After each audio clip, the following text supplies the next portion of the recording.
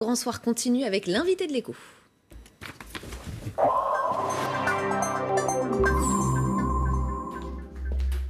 Et cet invité, c'est Nicolas Vedovato. Bonsoir. Bonsoir Rebecca. Teasé par Alexandre Jardin Oui. tout à l'heure, j'ai presque plus rien à faire. Vous êtes le patron du site entrepreneur.fr. Bienvenue sur LCI. Peut-être d'abord expliquez-nous ce que vous faites exactement, ce que vous proposez sur ce site. Je crois que vous mettez en relation recruteurs et chômeurs. Alors, à la base, notre métier est d'accompagner les dirigeants d'entreprises, plutôt les très petites entreprises, dans leur croissance. Il y a plus de 3 millions d'entreprises en France. Elles ont beaucoup de mal à grandir. Donc, notre vocation première, c'est de faire grandir ces entreprises. Depuis, vous avez un peu changé. Voilà. Alors, on s'est rendu compte que la problématique récurrente de ces entreprises, c'était le recrutement. Beaucoup d'entreprises veulent recruter, mais ont du mal à trouver des candidats. Et vous avez combien d'entreprises adhérentes ? 4000, un peu plus de 4000. Un peu plus de 4000. Vous les incitez à recruter différemment aussi, je crois. Depuis septembre, vous avez lancé notamment Move Emploi, c'est ça ? Oui, en fait, on s'est rendu compte que souvent le recruteur cherche le mouton à 5 pattes, qu'il a du mal à trouver. Donc, ce qu'on fait avec les dirigeants d'entreprise, c'est de leur apprendre à élargir le spectre de recherche. Et aussi... Comment vous faites ça, c'est-à-dire ? Alors, c'est long, parce que c'est un petit peu long. Il faut ce sont des recruteurs qui ont des difficultés de recrutement, donc souvent sur des métiers en tension. Il faut leur montrer qu'ils ne trouveront pas, de toute façon, le candidat idéal, et qu'on peut trouver des candidats qui viennent d'un univers totalement différent, et qu'on va adapter, qu'on va faire changer et qu'on va former spécifiquement pour son métier. Et ça marche parce que vous prenez un gros risque. Alors, on part de très loin. Souvent, en plus, on prend des demandeurs d'emploi qui sont en recherche d'emploi depuis plusieurs années. Chômeurs longue durée, donc. Voilà, exactement. Ouais. Qu'on va travailler au préalable, c'est-à-dire qu'on va beaucoup travailler sur le développement personnel, la confiance en soi, accepter le changement, puisque on est dans une situation aujourd'hui où je n'ai pas d'emploi. Retourner en emploi est une difficulté, est un changement. Vous faites un vrai travail de psy avec l'un et l'autre. Oui, c'est des deux côtés. Il faut faire du psy. Il faut adapter. Chacun doit venir trouver. On cherche un niveau d'équilibre, en fait. Et concrètement, comment vous faites, par exemple, avec le chômeur longue durée ? J'ai lu que vous utilisiez des méthodes qu'utilisent un peu les coachs, d'ailleurs, dans la rue, le pousser à aller demander l'heure. Enfin, voilà, il y a des exercices. Parole, voilà, il y a des exercices au quotidien. Donc, typiquement, de ressortir de chez soi. Il y a beaucoup de demandeurs d'emploi qui voient de moins en moins de monde, qui ne sortent pas. Donc on leur donne des exercices pour qu'ils sortent de chez eux, pour dire bonjour, pour faire des sourires. Ce sont des choses devenues difficiles pour ces gens-là ? Parce que chômage de longue durée ? Faire un sourire, c'est compliqué. On sait plus que parler avec des gens, c'est vraiment compliqué. Et il faut leur réapprendre, en fait. Mais pourquoi ? Ils ont perdu confiance en eux à cause de ce monde professionnel un peu dur ? C'est ça que vous entendez ? Il y a deux mondes. Il y a le monde où on est en emploi, on est en CDI. Ce sont deux mondes très fermés, et un monde où on n'est pas en emploi. Et les deux sont vraiment cloisonnés. Une fois qu'on est dans le monde sans emploi, il est très difficile d'y retourner. On a perdu confiance.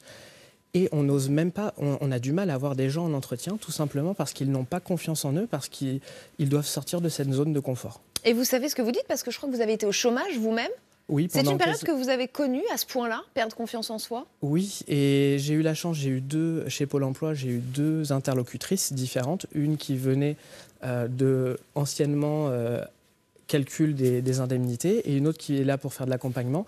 Et elle m'a fait uniquement un suivi psychologique, redonner confiance en soi, et c'est ça qui m'a permis de rebondir, en fait. Ça veut dire que Pôle emploi, finalement, ça marche bien, parce que c'est très critiqué, Pôle emploi. On dit qu'il n'y a pas de suivi, qu'ils ne proposent rien, qu'ils proposent des formations qui n'ont rien à voir avec la formation initiale, ou des métiers qui n'ont rien à voir avec le métier initial. Pour vous, ça a marché, Pôle emploi ? Alors, c'est pas du fait de Pôle emploi que ça a marché, mais en tout cas, là, il y a des personnes merveilleuses chez Pôle emploi qui, justement, savent prendre en compte cet aspect psychologique qui est l'aspect principal.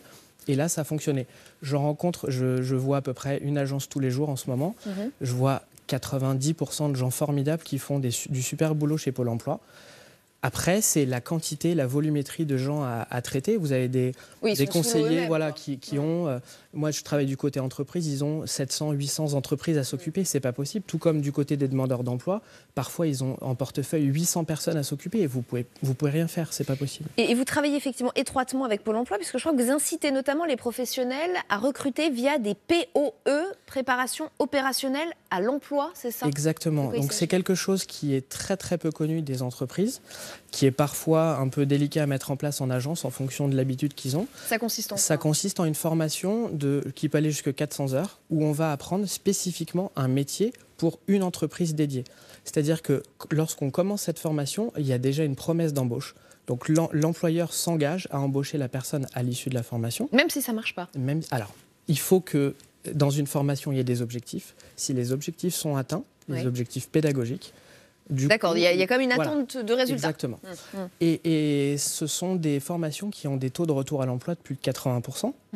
Donc c'est vraiment il y a une aide financière, je crois. Alors le demandeur d'emploi continue à être indemnisé pendant cette période et l'entreprise soit fait la formation en interne et aidé financièrement, soit fait appel à une société extérieure de formation. Et je crois que vous misez sur la motivation des chômeurs plus que sur leurs compétences. Alors voilà, c'est la clé principale. Quelqu'un qui est motivé, on va pouvoir lui apprendre de la technique. En dehors de vraiment ce qui est très très complexe, on n'est pas en train de... La majorité des demandeurs d'emploi n'ont pas le bac et sont à la recherche de postes avec où il y a très peu besoin de connaissances. La clé principale, c'est vraiment cette motivation et il faut avoir confiance en soi pour déjà aller à l'entretien. Après, on est motivé et on apprend un nouveau métier. Il faut savoir que à peu près 20% des métiers qui existent aujourd'hui vont disparaître. Il va falloir apprendre des nouveaux métiers. Et pour ça, il faut accepter le changement. La clé, c'est le changement. C'est ça qui est compliqué à faire accepter. Voilà. Le changement. Une assistante de direction, aujourd'hui, on travaille avec son smartphone. Ça ne sert à rien d'aller chercher pendant 2 ans un emploi. Il va falloir trouver un nouvel emploi qui correspond à ses capacités. Et il va falloir se transformer. Je me suis promenée sur votre site et j'ai lu que votre slogan, c'est « Ne restez plus seul pour entreprendre ». C'est bien ça. On est si seul que ça en France si on veut se lancer, si on veut devenir entrepreneur, monter son entreprise. Vous avez 3 millions d'entrepreneurs TPE moins de 10 salariés. La moitié n'ont pas de salariés, donc ils sont vraiment seuls. Mais quand je dis seul, c'est seul dans l'accompagnement, on dit toujours que c'est très compliqué en France, particulièrement d'entreprendre. Alors, créer son entreprise, c'est simple. Ça, c'est simple. C'est devenu très, très simple. Trouver de l'accompagnement en amont de la création, il y a beaucoup de choses. Les chambres de commerce sont là. Il y a beaucoup d'accompagnement financier, notamment pour les demandeurs d'emploi. Par contre, une fois que vous avez votre cabis que vous avez créé, là, c'est un peu le vide sidéral. Il manque vraiment quelque chose, alors que c'est là où tout commence. Finalement, d'être immatriculé, c'est le plus simple. Après, c'est d'aller trouver des clients, de recruter, etc. Et c'est là que vous intervenez aussi. Exactement. Vous aidez à trouver un peu du réseau, un service de conciergerie même, j'ai lu ça. Oui, c'est de se recentrer vraiment sur... On demande aux chefs d'entreprise finalement d'être un recruteur, d'être un financier, d'être un comptable, d'être un communicant, un commercial. Et ce qui pêche le plus, c'est le commercial souvent. Donc on essaye de leur faciliter le quotidien sur tous ces aspects externes pour qu'ils puissent se concentrer sur leur métier. Et alors vous donnez aussi des conseils pour optimiser sa journée de travail et trouver un équilibre entre vie privée et vie professionnelle. Je me suis demandé du coup si vous aviez beaucoup de clientes femmes. Est-ce que c'est possible d'être entrepreneur femme, mère, amie, épouse? Alors, c'est compliqué encore pour les femmes. Oui, tout à fait. Alors, le taux de clients qu'on a de femmes est représentatif de la France, c'est-à-dire à peu près un tiers. On ne fait pas spécifiquement d'accompagnement pour ça, mais c'est vrai que la vie d'entrepreneur, on parle des 35 heures pour les salariés, la vie d'entrepreneur, c'est beaucoup plus, et c'est vrai que ça vient dans la vie personnelle. Un tout petit mot quand même, parce que j'ai lu que vous étiez parti avec François Hollande lors d'un voyage en Israël, c'est ça? Oui, où tout il à était fait. Allé sur l'économie numérique. Votre rencontre avec François Hollande, est-ce que vous avez eu des échanges? Est-ce que vous l'avez senti connecté au pays et aux problématiques du chômage? Alors, pas vraiment, en fait. C'est vrai que oui, on voit que justement, ce que disait tout à l'heure Alexandre Jardin, la classe politique est tellement loin du terrain, des réalités. Sur quoi concrètement? Est-ce que vous vous souvenez d'une phrase, d'une remarque où vous vous êtes dit effectivement il est complètement déconnecté? Ils se rendent pas compte. J'ai pas d'exemple en particulier, mais bon, il vient, il fait de la représentation. En fait, il fait de la représentation. Après, nous étions des petits entrepreneurs pour aller voir justement à quel point ça bouge en innovation. Il faut innover. On parle de salaire bas, mais c'est vrai qu'on peut avoir de la valeur ajoutée si on innove. Et en Israël, ça innove énormément. Ils vont très très vite. Et c'est ce qu'on est allé voir là-bas.